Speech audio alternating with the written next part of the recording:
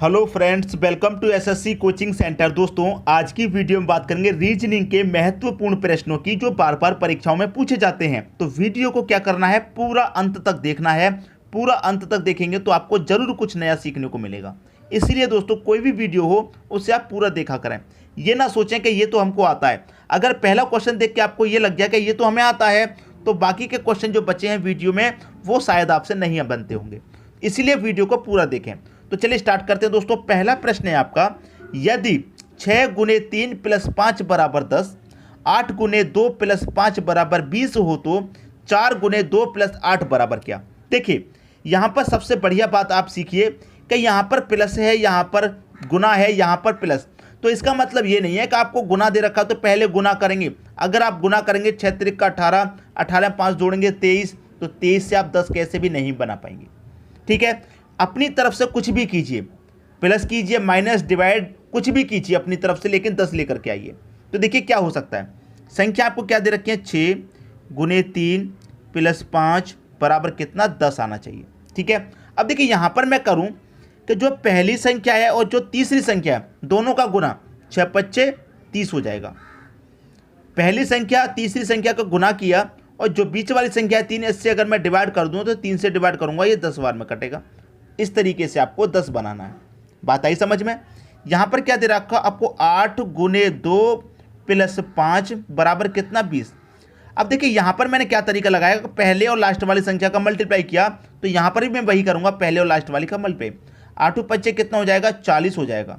और बीच वाली संख्या से डिवाइड कर देंगे, तो 2 से मैं 40 को कटाऊंगा, 20 बार में कटेगा, आंसर आ गया। ठीक है भाई, समझ में। यहाँ 20 ही तो दे रखा, 20 आपको मिल गया, वही यहाँ पर लगा दीजिए लॉजिक। क्या दे रखा, 4 गुने 2 प्लस 8 बराबर कितना, नहीं मालूम कितना, लेकिन तरीका तो मालूम है ना कि पहली संख्या और लास्ट वाली संख्या का मल्टीप्लाई करेंगे तो 8 चौके कितना हो जाएगा, ये हो जाएगा 32, और बीच वाली संख्या से कर दो डिवाइड, 2 से डिवाइड करेंगे 32 को, 16 बार में जाएगा, 16 आपके प्रश्न का सही आंसर हो जाएगा। पहले ऑप्शन में ये आपको 16 दे रखा है, ये आपके क्वेश्चन का सही आंसर हो गया। उम्मीद करता हूं कि सभी को प्रश्न बहुत ही अच्छे तरीके से आ गया होगा, किसी को भी प्रश्न में कोई भी डाउट नहीं होगा। ठीक है दोस्तों, अब देखेंगे अगला प्रश्न। अगला प्रश्न है, यदि जनवरी का प्रथम दिन सोमवार है तो फरवरी का प्रथम दिन क्या होगा। भाई बहुत अच्छा प्रश्न है, कैलेंडर का है और कैलेंडर के प्रश्न परीक्षाओं में पूछे जाते हैं। जनवरी का प्रथम दिन, प्रथम दिन का मतलब पहली तारीख को कौन सा दिन दे रखा है आपको, सोमवार का दिन दे रखा है। अब आपको बहुत अच्छे से मालूम है कि जनवरी का महीना कितने दिन का होता है, 31 दिन का होता है। लेकिन हमने आपको बहुत बार एक चीज़ सिखाई है और ये प्रश्न आपको बहुत बार बताए हैं कि जितने तारीख की बात कही जाए उस महीने में से उतना घटा देते हैं। प्रथम दिन मतलब 1 जनवरी की बात कही है तो हम करेंगे जनवरी के महीने में से 1 को घटा देंगे, तो कितने दिन बचेंगे दोस्तों, 30 दिन बचेंगे। तो हम यहाँ पर 30 लिखेंगे। याद रखिएगा, अगर प्रथम दिन की जगह आपसे 5वां दिन होता तो इसका मतलब 5 तारीख की बात कर रहा है, 10वां दिन होता तो इसका मतलब 10 तारीख की बात कर रहा है, तो उतने ही 31 में से हम घटा देते। ठीक है, अब आगे चल के तो जनवरी के बाद महीना आता है फरवरी का। फरवरी में कब का पूछ रहा है, प्रथम दिन। प्रथम दिन मतलब 1 तारीख का ही पूछ रहा है, तो इसमें 1 जोड़ दीजिए आप। 5 तारीख का पूछता 5 जोड़ देते, 10 का पूछता 10, तो ये 30 और 1 कितना हो जाएगा, 31 हो जाएगा। और 31 में हम क्या करेंगे, 7 से डिवाइड। कुछ स्टूडेंट ये पूछते हैं कि सर 7 से ही क्यों डिवाइड करते हैं। 7 से डिवाइड इसलिए करते हैं क्योंकि एक हफ्ते में दोस्तों 7 दिन होते हैं। एक हफ्ते में 7 दिन होते हैं, 7 दिन के बाद जैसे ही 8वां दिन होता है वही दिन रिपीट होने लग जाते हैं, तो 7 से इसलिए डिवाइड करते हैं। अब मैं 7 से कटाऊंगा, ये कटेगा 7 चौके 28। 31 में से 28 तक कट गया तो शेष कितना बचा, 3 शेष बचा। मैंने आपको बताया जितनी बार कटा उससे कोई मतलब नहीं, हमको मतलब होता है शेष से। तो हमारा देखिए 1 तारीख को कौन सा दिन था, सोमवार का दिन था।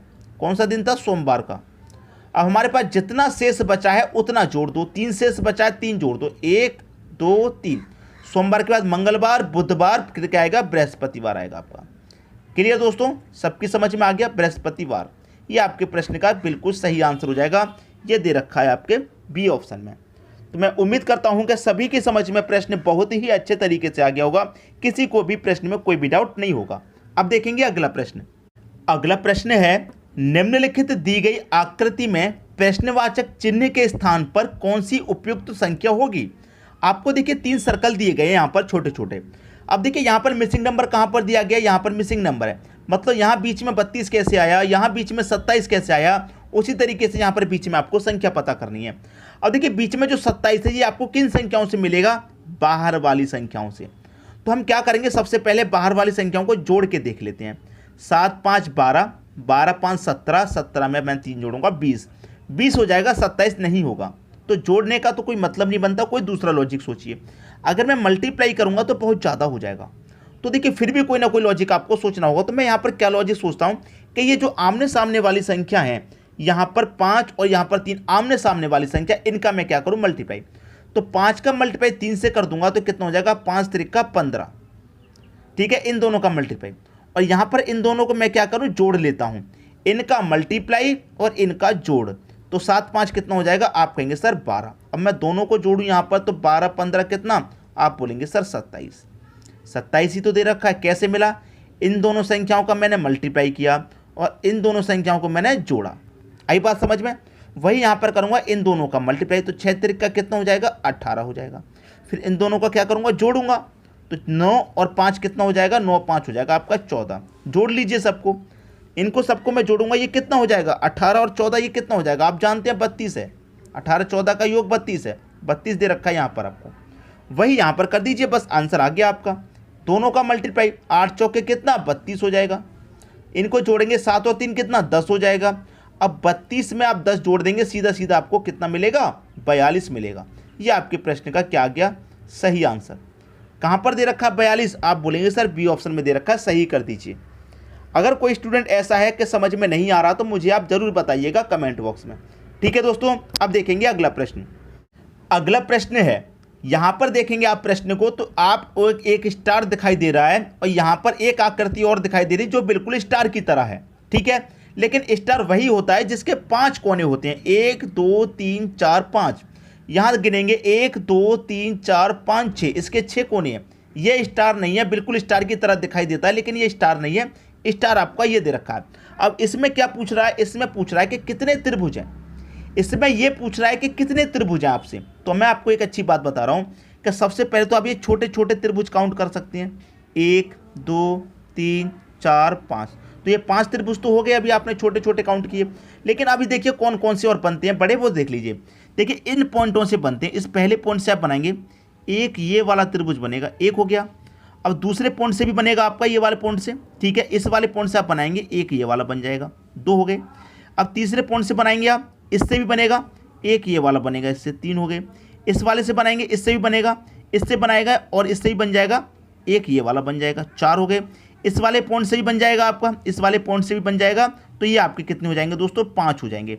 तो 5 तो छोटे छोटे और 5 आपके ये वाले पॉइंट बनाते हैं, तो इसमें 5 और जोड़ दीजिए। तो इसका मतलब याद रखिएगा हमेशा के लिए एक बात, कि कभी भी स्टार होगा उसमें कितने त्रिभुज होते हैं, 10 त्रिभुज होते हैं। कभी भी स्टार की बात कही जाएगी।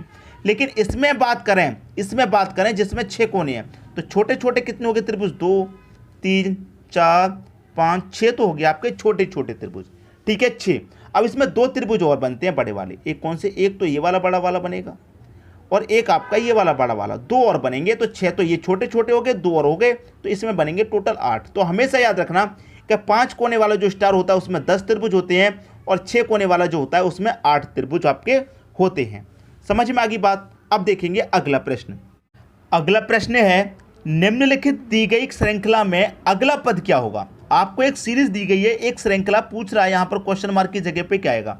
तो देखिए आपको सीरीज पहचाननी है कि किस तरीके से चल रही है। यहाँ पर 2 9 28 65 126। तो यहाँ पर आप देखेंगे सीरीज आपकी बढ़ते हुए क्रम में है। तो देखिए यहाँ पर जो 2 है इसको आप क्या लिख सकते हैं, अगर मैं कहूँ कि इस 2 को आप लिख सकते हैं 1 का क्यूब प्लस 1, क्योंकि 1 का क्यूब तो 1 ही रहेगा और प्लस उसमें 1 कर देंगे तो कितना हो जाएगा, 2 हो जाएगा।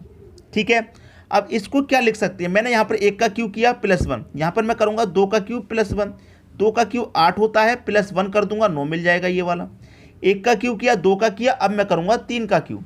तो 3 का क्यूब प्लस 1, 3 का क्यूब कितना 27 होता है, प्लस 1 कर देंगे 28 मिल जाएगा आपको। 3 के क्यूब के बाद किसकी बारी आएगी, 4 के क्यूब की आएगी प्लस 1। 4 का क्यूब 64, उसमें कर देंगे प्लस 1, तो कितना हो जाएगा, प्लस 1 करेंगे।